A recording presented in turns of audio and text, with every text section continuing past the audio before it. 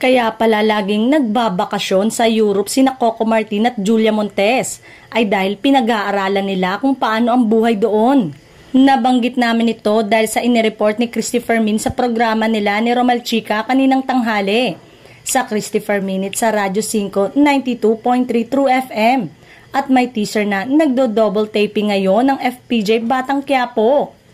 Say ni Christy, Coco Martin na tayo o diba bibili siya ng bahay sa Spain na pasana all.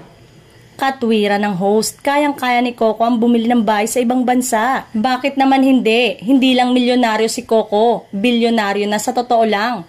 Kayang-kaya po niya sistenihan ang mga pangarap niya. Maaaring bahay ito para sa kung anumang plano nila ni Julia. Kung totoo man ito, naiintindihan naman ang kapamilya Primetime King dahil minabuti niyang tahimik at pribado lang ang personal na bagay.